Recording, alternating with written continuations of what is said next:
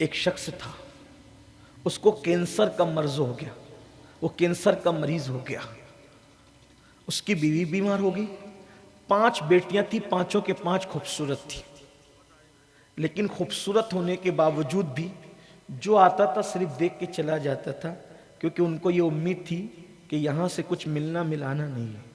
جو بہت بڑے بڑے دیندار کہلاتے ہیں نا، بہت مذہب کے ٹھیکیدار کہلاتے ہیں، وہ بھی جب بہو ڈھونڈنے نکلتے ہیں تو وہ بھی سنت کو سامنے نہیں رکھتے، دین کو سامنے نہیں۔ ہر آدمی سوچتا ہے مال کہاں ملے گا، الا ماشاءاللہ، دولت کہاں ملے گی۔ خوبصورت بچیاں، شریف بچیاں، باکردار بچیاں، دیندار بچیاں گھر میں سسکیاں لے رہی۔ ایک پوری فیملی پوری کے پوری مرتد ہوئی، پوری کی پوری مرتد، مہاراشٹر میں مرتد ہوئی۔ ان بچیوں کے پاس جب دیندار لوگ گئے، پہلے تو انہوں نے سب کو بھگا دیا، اکال دیا، پھر ایک سنجیدہ طبقہ علماء کا گیا، انہوں نے کہا ہم لڑنے جھگڑنے نہیں آئے، صرف اتنا بتا دو مرتد کیوں ہے۔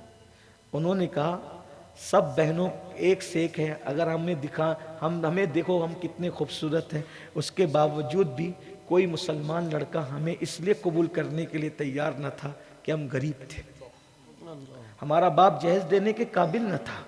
اور انہوں نے کہا روتے ہوئے بابا ابھی بھی اندر سے ہم مسلمان ہیں، لیکن کیا کریں جب مسلمان لڑکوں نے نہیں اپنایا تو ہم نے کسی منکر اسلام کا ہاتھ تھام لیا، اور اب آپ آئے، جب ہم سسکیاں لے رہے تھے تب آپ کہاں تھے۔ یہ جو علماء کا درد ہے نا، آپ اس کو نگیٹو لیتے ہیں۔ جب یہ بات کہی جاتی ہے کہ میرے پیر کی مزار پر 1,00,000 روپے کی چادر چڑھانے کی مجھے کیا ضرورت ہے، 1,000 کی چڑھاؤنا 99,000 بچا کر ان غریبوں کے سر پہ آنچل ڈال دوں جو آنچل نہ ہونے کی وجہ سے مرتد ہو رہی ہے، اور وہ بھی اپنے پیر کے اصالے ثواب کے لیے میں کروں تو میرا پیر چادر سے زیادہ مجھ سے خوش ہوگا۔ کیوں؟ اس لیے کہ اس امت میں جو سب سے بڑا پیر ہے، افضل البشر بعد الانبیاء بالتحقیق، انہوں نے اپنی بیٹی اور بیٹوں سے کہا کہ مجھے نئے کفن میں مت کفنانا، مجھے پرانا کفن پہنا کر اللہ کے سپرد کر دینا، اس لیے کہ نئے کپڑوں کی ضرورت مردوں سے زیادہ زندوں کو ہے۔ اگر اللہ ناراض ہے تو قیمتی کفن بھی جہنم کی چادر بن جائے گا، اور اگر اللہ راضی ہے تو پھٹا پرانے کفن کی کیا حیثیت، جنت کا لباس پہنا دیا جائے گا۔ یہ فکر ہے، صدیقی فکر یہ ہے، صدیق اکبر کی، کہ مجھے نیا کفن دینے کی بجائے نیا کپڑا کسی غریب کو پہنا دینا، مجھے پرانے کپڑوں میں دفن کر دو، یہ فکر ہے۔ اور جب ہمارا کیا حال ہے، ہم تو عرس کے نام پہ، جلسوں کے نام پہ، اور پتہ نہیں شادیوں کے نام پہ کروڑوں روپیوں کو آگ لگائے۔ میں کہتا ہوں اگر صحیح سمت میں زکوٰۃ، صدقات، خیرات ہی حقداروں تک پہنچ جائے، 10 سال میں ہندوستان کا کوئی مسلمان غریب نہیں ہوگا، کسی کی بیٹی اور بیٹا مرتد نہیں ہوں گے۔ تو میں بات جو کرنے چلا تھا وہ کر کے اپنی بات پوری کر لوں، ختم کر لوں، کیونکہ غریب نواز کی محنتیں داؤ پہ لگی ہوئی ہیں اور ہم لوگ بہت چین سے بیٹھے۔ اللہ نہ کرے اگر آج آپ نے احساس نہیں کیا، آپ کو شاید مرنے کے بعد احساس ہو۔ آپ کے بچے جب کلمے کا اللہ نہ کرے منکر ہو جائے، اللہ نہ کرے کسی کا بچہ ایسا ہو، ہم کبھی نہیں چاہتے، لیکن صرف آپ کو آگاہ کر رہے ہیں۔ سونا جنگل رات اندھیری، چھائی بدلی کالی، دیکھیے کیسے قدم بہکتے ہیں۔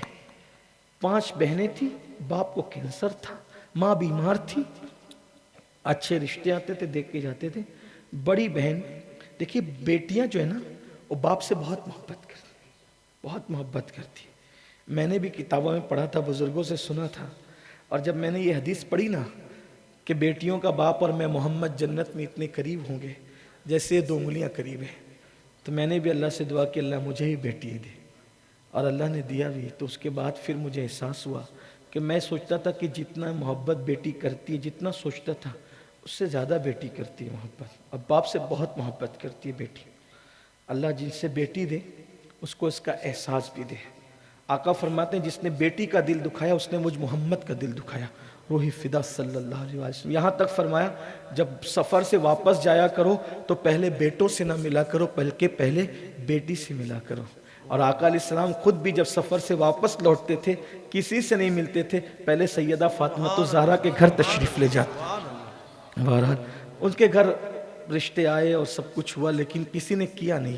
آپ سے پھر کہتا ہوں ختم کر دو رسومات کو, ختم کر دو جہالت کو, اور اپنے معیار کا مالدار رشتہ ڈھونڈنے کی بجائے اتنا سوچ لو اگر میں کسی غریب کو اپنا لوں گا تو اس کا ایمان بچ جائے گا, اس کا ایمان بچ جائے گا تو حضور خوش ہو جائیں گے.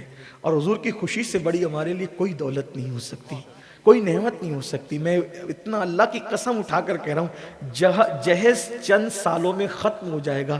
حضور کو خوش کر دیا تو اتنی برکت ہوگی کہ قیامت تک کبھی ختم نہیں ہو سکتی. ہاں صحیح کہہ رہے ہیں, اللہ اکبر. تو اس بیٹی نے جو 5 بہنوں میں ایک بڑی بہن تھی, اس نے سوچا 5 بہن کی شادی بھی کرنی ہے, باپ کا علاج کرنا ہے, کینسر, کوئی چندہ نہیں دیتا, کوئی مدد نہیں کرتا, کوئی امداد نہیں کرتا. اس نے پلان کیا کہ بہنوں کی شادی ہو جائے گی, وہ خوش ہو جائے گی, باپ کے علاج کا بھی انتظام ہو جائے گا, لیکن مجھے اپنے آپ کو داؤ پہ لگانا پڑے گا. وہ سوچا اگر ایک جان داؤ پہ لگتی ہے اور ساری بہنوں کی زندگی سنور جاتی ہے تو سستا سودا ہے. تو اس نے فیصلہ یہ کیا کہ آج سے میں اپنا جسم بیچنے کا دھندا شروع کروں گی. خوبصورت تو تھی, اور اس نے اس رات وہ فیصلہ کیا.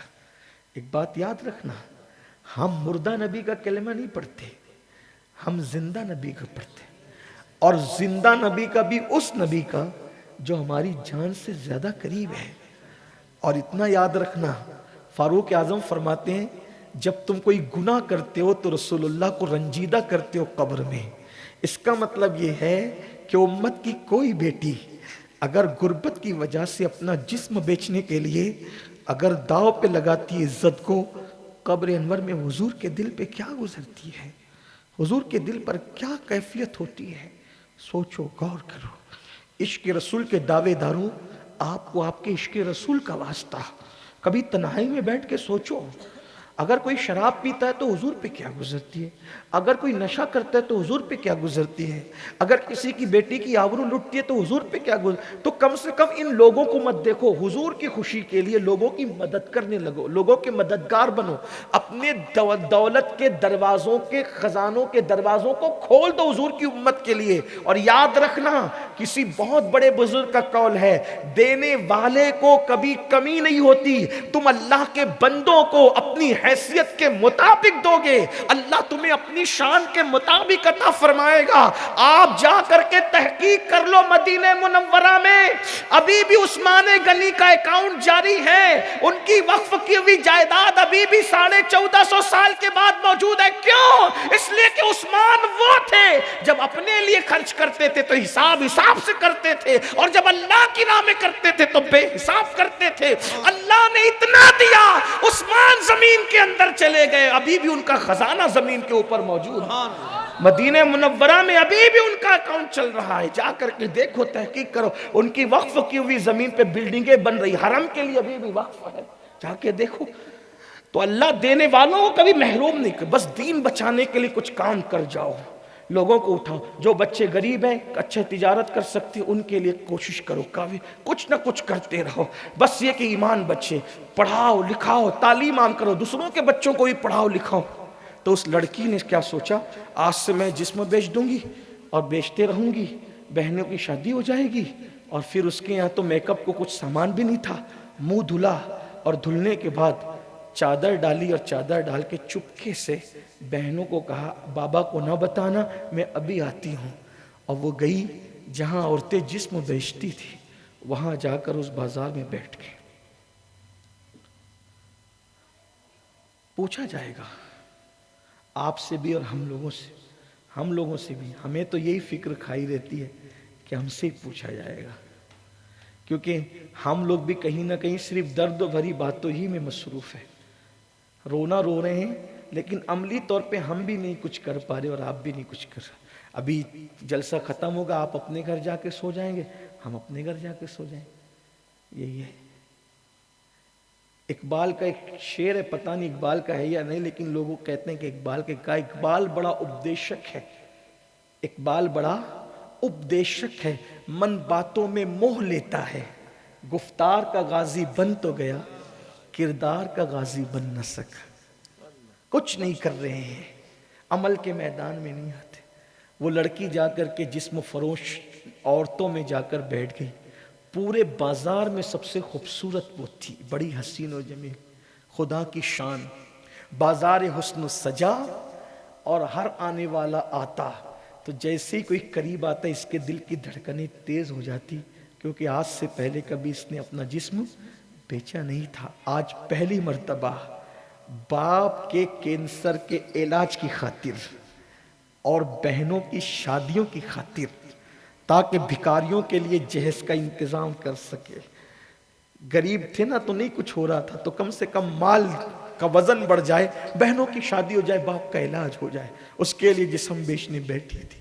جو آتا قدرتی طور پہ ایسا لگتا جیسے اس کی گردن کوئی کھینچ کر نیچی کر دیتا اور وہ گزر جاتا, اس کو کوئی دیکھتا بھی نہیں. ایک کے بعد دوسرا تیسرا چوتھا آتے گئے جاتے گئے, اٹھا کر لے جاتے گئے. شام سے لے کر آدھی رات تک جب کوئی اس کو نہ لے گیا اور بازار حسن ختم ہو گیا, کوئی لے کر کے نہیں گیا, سب ختم ہو گیا, لینے والے بھی چلے گئے, جانے والیاں بھی چلی گئی.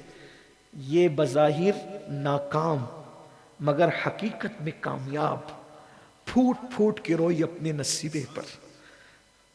تھی تو کامیاب لیکن ظاہر میں ناکام ہو گئی, رو رہی تھی. جسم بیچنے آئی, حیا بیچنے آئی. غریب کے پاس سوائے حیا اور غیرت کے ہوتا کیا ہے؟ وہ ایک چیز تھی, وہ بھی بیچنے آئی مگر کسی نے خریدا نہیں.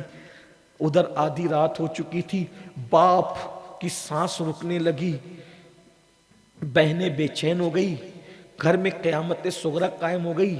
بھررائی ہوئی آواز میں باپ بیٹیوں سے پوچھتا, کہاں گئی تمہاری بہن؟ بیٹیاں کہتی, بابا ابھی آتی ہوں کہہ کر گئی لیکن ابھی تک نہ آئی. غریب کے لیے تو آبرو ہی سب کچھ ہوتی ہے. ایمان کے بعد پریشان ہو گئے, رونے لگے. دستک ہوئی, دل تھام لیا باپ نے. بہنوں نے دروازہ کھولا تو باپ نے بھررائی ہوئی آواز میں کہا, کہاں گئی تھی؟ تو باپ کے قدم پکڑ کے کہا, بابا پہلے معاف کر دو پھر بتاؤں گی کہاں گئی تھی. کہاں گئی تھی بتا, اور آدھی رات کو کیوں آئی, کہاں تھی اب تک؟ تو کہا بابا پہلے معاف کرو نا. کہا میں نے معاف کیا مگر بتا کہاں گئی تھی. بابا آپ کے کینسر کے لیے یہ کوئی مسلمان ہماری مدد نہیں کرتا, محلے والے مدد نہیں کرتے. ہاں باپ کے چہلم پر 40 دیگ پکانے والے ہیں, آپ کے کینسر میں ہماری مدد نہیں کرتے, دواؤں میں مدد نہیں کرتے. میں یہاں بڑھ کے ایک بات کہنا چاہتا ہوں, باپ کے چہلم پر کسی کے منہ میں پلاؤ کا لقمہ ڈالنے کی بجائے کیا ہم ایصال ثواب کے لیے دوا کا لقمہ نہیں ڈال سکتے؟ باپ کے ایصال ثواب کے لیے قرآن خرید کر مسجد میں دینے کی بجائے ہم ایصال ثواب کے لیے کسی کے آپریشن کی ذمہ داری نہیں لے سکتے؟ قرآن مسجدوں کے اندر تھپی تھپی تھپی در تھپی رکھا ہوا ہے, کوئی اس کو پڑھنے والا نہیں. قرآن بڑھتے جا رہے ہیں, ٹرک کے ذریعے سے قبرستان میں دفن کیے جانے ہیں. کب تک کے رسومات کے پیچھے بھاگو گے؟ ایصال ثواب کا مطلب کیا ہے؟ ثواب کا کوئی بھی کام کرو اور ایصال کرو, اور یاد رکھنا سب سے بہترین ایصال ثواب وہ ہے جس کی امت کو ضرورت ہے. اس لیے کہ اللہ کے رسول سے صحابی نے پوچھا تھا, آقا میری ماں کے لیے ایصال ثواب کرنا ہے, کیا کروں؟ تو اللہ کے رسول نے فرمایا تھا, مدینے والوں کو پانی کی ضرورت ہے, پانی کے لیے کنواں کھدوا دو. اس دن پانی کی ضرورت تھی, آج لوگوں کو دوا کی ضرورت ہے, آپریشن کی ضرورت ہے, قلم دینے کی ضرورت ہے, کتاب دینے کی ضرورت ہے, پھٹے ہوئے لباس والوں کو لبانے کی ضرورت ہے, اور کماری بیٹیوں کو. ایصال ثواب کا تصور ہر دور میں ضرورت کے مطابق بدلتا رہے گا. تو اس نے کہا, بابا آپ کی دوا کا کوئی ہماری مدد نہیں کرتا, آپ کو مرتے تو نہیں دیکھ سکتے, بہنوں کو رشتے آتے کوئی قبول نہیں کرتا غربت کی وجہ سے. تو میں نے سوچا کہ آج سے میں اپنا جسم بیچوں گی اور اپنی بہنوں کو خوشحال کر دوں گی, آپ کی دوا کا انتظام کروں گی. باپ کی آنکھیں پھٹی کے پھٹی رہ گئی, منہ کھلا کے کھلا رکھا. پھر کہ بابا اللہ کی قسم کھا کے کہتی ہوں, گئی تو تھی جسم بیچنے, لیکن تیرے بیٹی کا حسن سب عورتوں سے زیادہ تھا, مگر کسی نے مجھے ہاتھ بھی نہیں لگایا. ہاتھ لگانا تو دور کی بات ہے, کسی نے مجھے دیکھا تک نہیں. بابا جو بھی میرے قریب آتا ایسا لگتا کہ جیسے اس کی گردن کوئی کھینچ کر کے نیچے ڈال رہا ہو، اس کی گردن کھینچ کر نیچے ڈال رہا ہو. کوئی مجھے دیکھا تک نہیں، نظر اٹھا کے دیکھا تک نہیں، سب آئے اور چلے گئے. باپ نے کہا اللہ تیرا شکر ہے. پھر بیٹی سے کہا میری بیٹی اللہ کی قسم آدھی رات تک نہیں، اگر پوری زندگی بھی تو اس بازار حسن میں بیٹھتی تو تجھے کوئی آنکھ اٹھا کے دیکھ نہیں سکتا تھا. بیٹی نے کہا آپ کو اتنا یقین کیسے ہے؟ مجھے اپنے آپ پہ نہیں، میرے نبی کے فرمان پہ یقین ہے. رسول اللہ نے فرمایا کما تدین و تدان، جیسا کرو گے ویسا تمہارے ساتھ کیا جائے گا. بیٹی تیرا باپ غریب تھا مگر پاپی نہیں تھا. تیرے باپ نے کبھی کسی عورت کو پاپ کی نظر سے نہیں دیکھا. انشاءاللہ اسی کی برکت ہے کہ میری بیٹیاں بھی پاپ کی نظر سے کبھی دیکھی نہیں جائے گی. یہ تصور ہے، لیکن اندازہ فرمائیں اس طرح سے غلط طرف لوگوں کے قدم جاتے ہیں. اس طرف سے آپ جانتے ہیں اسکولوں میں، کالجز میں، اسی طرح سے جو ہے وہ جہاں عورتوں کی بھیڑ ہوتی ہے، بیوٹی پارلر، مہندی کے کلمے، وہاں پر باضابطہ طور پر ایک منظم سازش کے تحت لڑکیاں بھیجی جاتی ہیں، لڑکے بھیجے جاتے ہیں، اور وہ دیکھتے ہیں کہ مسلم لڑکیاں، مسلم لڑکے کس طرح ملے، ان سے دوستی کرو، ان کو لالچ دو، فون کا لالچ دو، اس کا لالچ دو، اس کا لالچ دو، اور بعد میں اسلام کے خلاف ان کے دل و دماغ کے اندر کچھ نہ کچھ گندگی داخل کر لو. بس آخری بات عرض کروں اختتام پر، اسلام کے خلاف زہر اگلا جا رہا ہے. 4 شادیاں کیوں اسلام میں، طلاق کیوں، نکاح کیوں؟ یہ سب بکواس پہلے کر چکے، ہمارے علماء پہلے جواب دے چکے، اس کے باوجود بھی پھر وہی گندگی دہراتے ہیں، وہی گندگی کوریتے ہیں. اس کا علاج کیا ہے؟ آخری بات، اس کا علاج یہ ہے دین کا ایجوکیشن اپنے بچوں کو دے دو، ایک دم مضبوط اچھے اسکالر سے. بیٹیوں کو بھی دو. جیسے ایک چیز میں آپ سے کہتا ہوں، اس کو سمجھنا. جیسے لوگ یہ کہتے ہیں نا کہ بھئی یہ بتاؤ کہ 3 طلاق جو ہے وہ عورتوں پہ ظلم ہے. ٹھیک، اب ان کا یہ کہنا ہمارے بچے فوراً متاثر ہو جاتے ہیں. ہاں یار یہ 3 طلاق عورت کو دی جاتی ہے تو معاذ اللہ یہ تو ظلم ہے. گئے آپ کے بچے کام سے. لیکن اگر اس کے بیک گراؤنڈ میں آپ جائیں نا تو آپ کو پتہ چلے گا کہ 3 طلاق عورت پہ ظلم نہیں ہے. یہ عورت کو جو ہے، عورت پہ ظلم نہیں ہے، عورت پہ احسان ہے. کیوں؟ جب 3 طلاق کا قانون آیا تو کیا تھا؟ اس وقت تو لوگ 100 طلاقیں دیتے تھے. کیسے؟ طلاق دی، مدت ختم ہونے والی تھی، پھر رجوع کر لیا، پھر لٹکا دیا طلاق دے کے، پھر رجوع کر لیا، پھر لٹکا دیا طلاق دے کے، پھر رجوع کر لیا. ایک آدمی 100 بار طلاق دے کر لٹکاتا تھا. نہ وہ بیوی بن کے رہ سکتی تھی، نہ مکمل طلاق دیتے تھے کہ اور جگہ کہیں پر عدت گزارنے کے بعد شادی کر لیں. ایسے لٹکا کر رکھتے تھے عورتوں کو، جانوروں سے بدترین ان پہ زندگی کر رکھی تھی. اسلام آیا، اسلام نے کہا ایسے نہیں چلے گا. الطلاق مرتان، 2 بار رجوع کرنے کی مدت ہے. 2 بار رجوع کیا، تیسری بار رجوع کرنے کی مدت ختم ہو گئی. اس کے بعد تجھے رجوع کرنے کی کوئی مدت نہیں ملے گی. یاد رکھ، اگر 2 بار رجوع کر چکا، تیسری بار طلاق دے گا تو رجوع کرنے کا معاملہ ہی ختم ہو جائے گا. بولو عورت پر احسان ہوا کہ نہیں؟